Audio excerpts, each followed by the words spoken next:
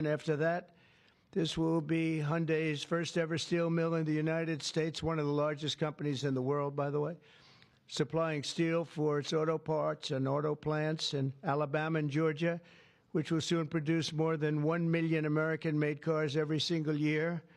The cars are coming into this country at levels never seen before. Get ready. This investment is a clear demonstration that tariffs very strongly work, and I hope other things also, but the tariffs are bringing them in at levels that have not been witnessed. Hyundai will be producing steel in America and making its cars in America, and as a result, they'll not have to pay any tariffs. You know, there are no tariffs if you make your product in America, so it's something that's why so many people are coming. As you know, we have from Taiwan, the biggest chip manufacturer in the world, is coming in with $200 billion, and we have a lot of people coming and plants coming and companies coming that never would have been here, never would have even thought about it. The new steel plant in Louisiana is part of an even larger $21 billion investment Hyundai will be making in the United States over the next couple of years. The company will also be massively increasing its auto manufacturing in Georgia and investing billions of dollars in advanced American technology companies. And what I'd like to do is I'd like to ask the executive chairman to say a few words, and it's a great honor to have Hyundai, a truly great company. Thank you very much. Thank you very much.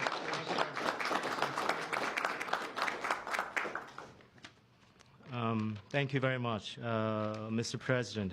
Thank you for giving me this opportunity to speak here today, and thank you for the invitation. And congratulations on the remarkable start to your new term. It's been good. All right. It's been great. So Hyundai Motor entered the U.S. 1986.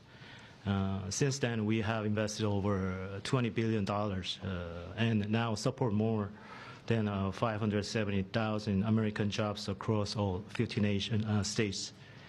Today, I'm pleased to announce an additional $21 billion in a new investment over the next 4 years, our largest U.S. invest ever. A key part of this commitment is our $6 billion investment to strengthen the U.S. supply chain from steel and parts to automobiles.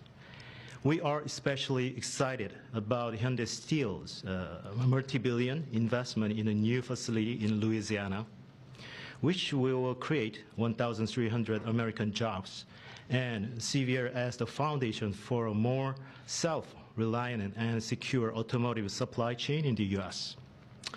To mark this milestone, we are honored to visit President Trump alongside Governor Landry and Speaker Johnson and Leader Scalise, deepening our partnership with the United States and reinforcing our shared vision for American industrial leadership. And this week, we are also proud to open our new $8 billion auto plant in Georgia. With this, our U.S. vehicle production will exceed 1 million units per year, as President mentioned. Our decision to invest in Savannah, Georgia, creating more than 8,500 American jobs, was initiated during my meeting with President Trump in Seoul in 2019. That's right. Yeah, and after that, 2020 in Davos, I mentioned about the new plant. So American jobs was initiated during at the time. Now, as we proudly mark the completion of this transformative project coincides with the beginning of President Trump's second term, making this moment even more special. Thank you. Yeah. Furthermore, HMG will purchase $3 billion worth of U.S. LNG to support America's energy industry and enhance our energy security. All of these efforts will accelerate the localization of our supply chain in the U.S., expand our operations, and grow our American workforce. With your leadership, Mr. President, Hyundai Motor Group is proud to be a stronger partner in America's industrial future. I'd like to personally invite you to visit one of our state-of-the-art manufacturing facility and see firsthand our commitment to the United States and our American workers. Right. So thank you to our American partners and employees and communities. We are really proud to stand with you and proud to build the future together. Thank you. Well, thank you very much. I thought maybe we have our great speaker, and we have two very good friends, Mike and Steve, and you come from a certain state that we're talking about right now that we love, and I've done very well there. I've always won by a lot, and I love that state, so I was happy to hear about it. That's why I said, come on over.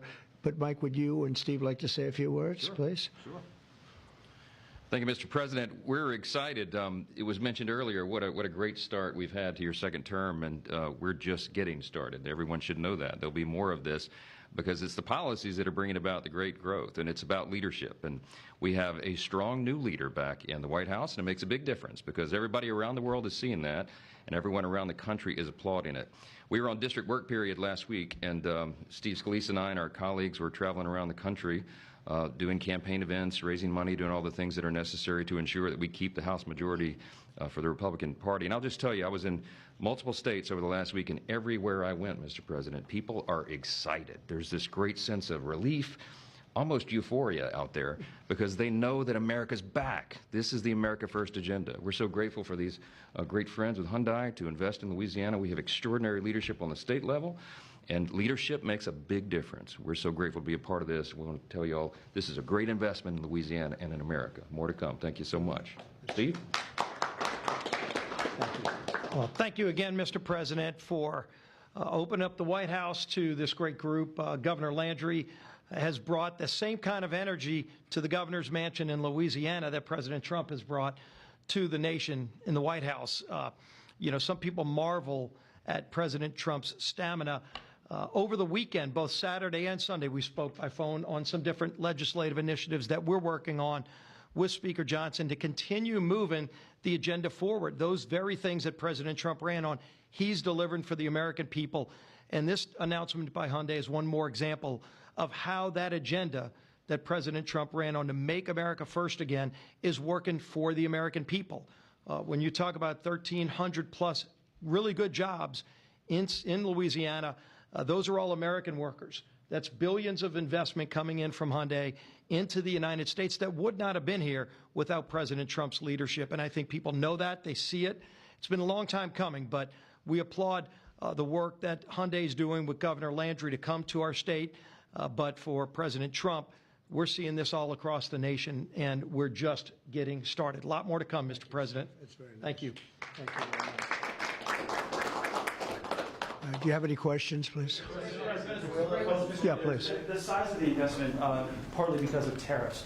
On April 2nd, the reciprocal tariffs will go into effect. Is it truly reciprocal? Are there some countries that might get a break or some sectors that might get a break? Well, I may give a lot of countries breaks, but it's reciprocal, but we might be even nicer than that. You know, we've been very nice to a lot of countries for a long time, but I call it Liberation Day. April 2nd is Liberation Day.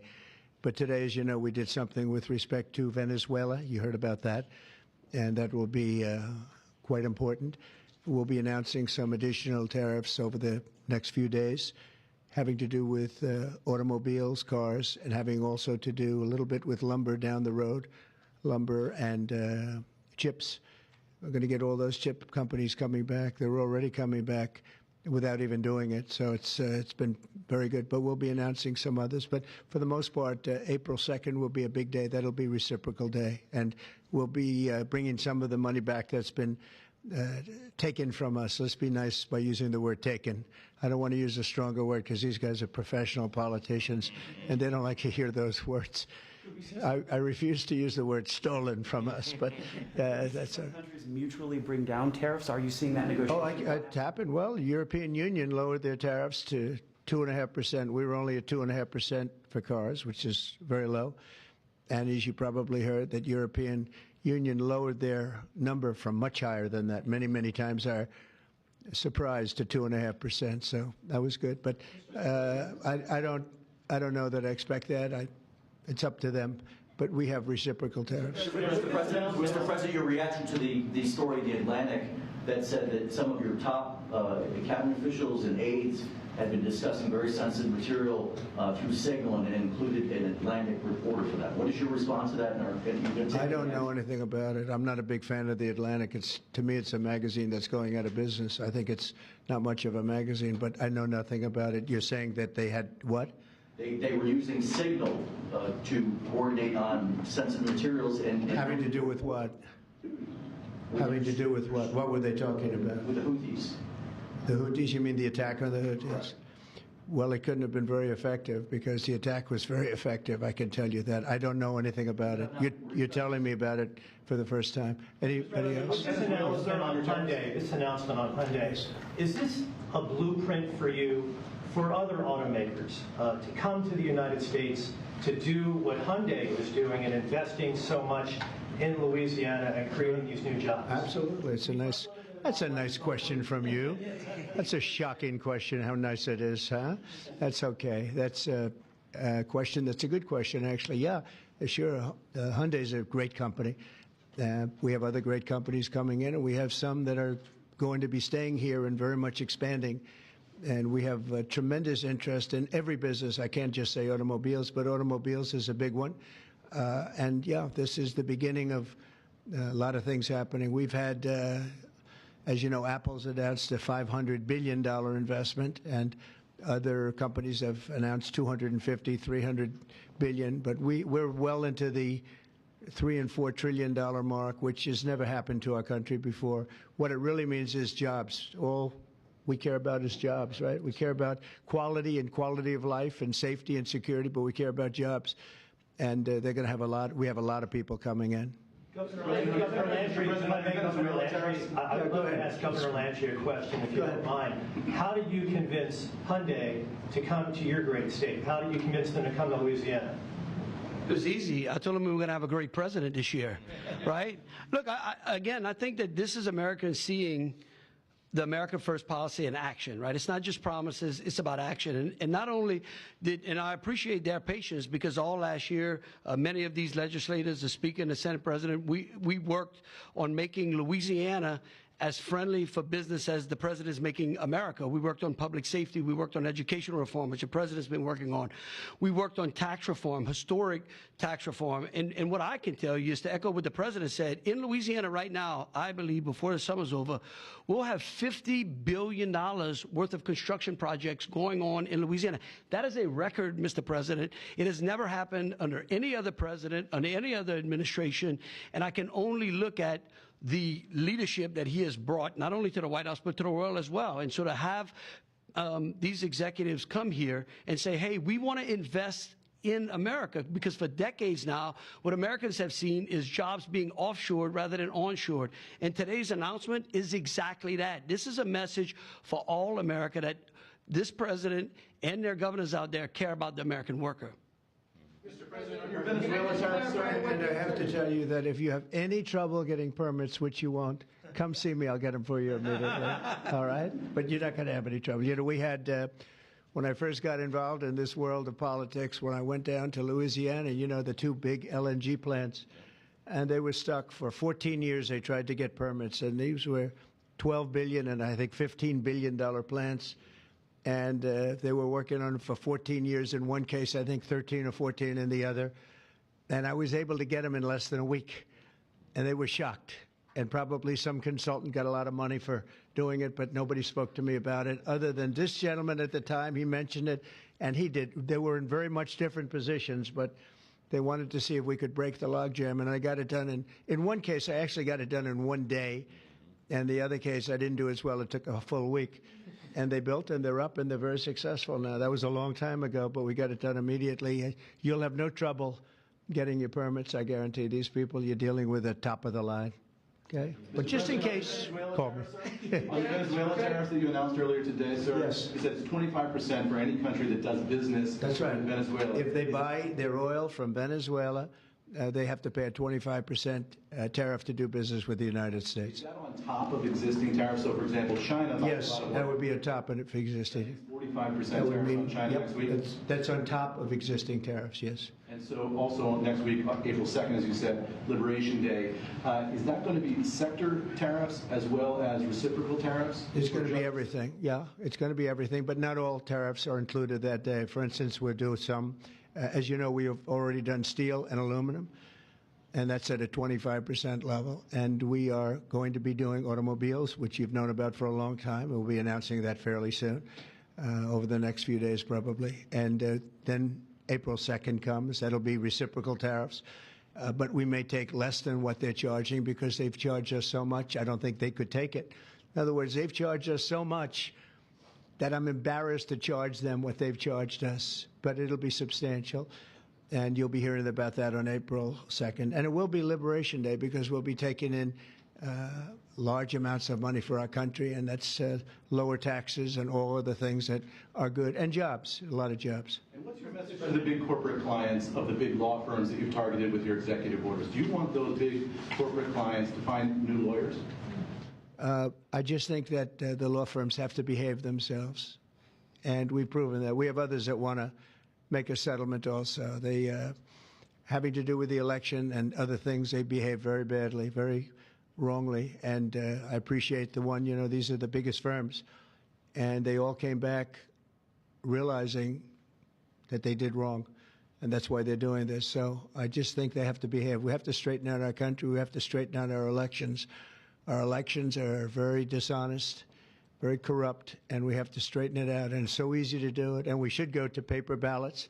We should go to one-day voting. We should go to voter ID, and just one other thing, proof of a thing called citizenship in the United States. Wouldn't that be nice? How simple does that sound?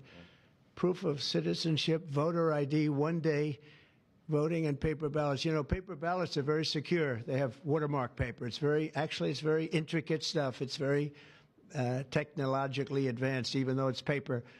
And you'd have no trouble. You wouldn't have dishonest elections, and you'd have them all done by 10 o'clock in the evening. You know, France went to that, and not that I want to copy anybody, but many others have also, and they had 38 million votes, and it was all done at 10 o'clock. They had a winner, they had a loser, that was it. Nobody was complaining.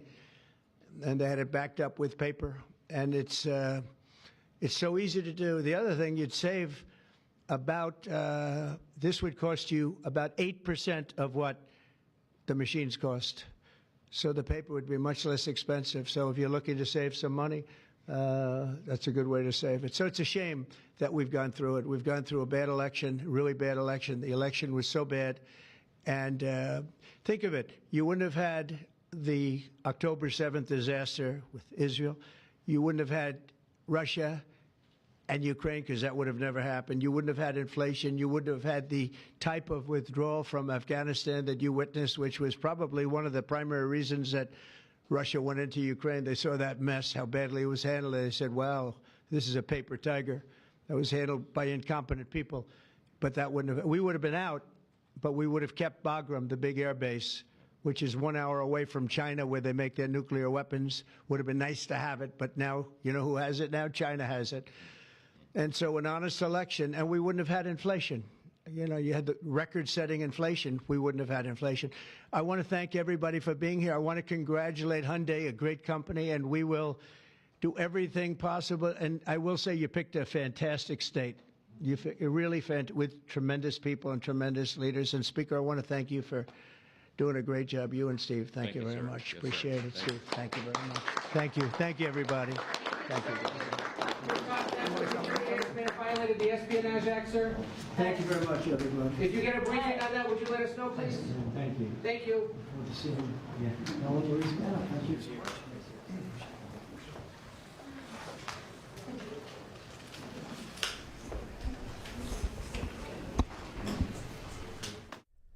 On Tuesday, CIA Director John Ratcliffe, along with FBI Director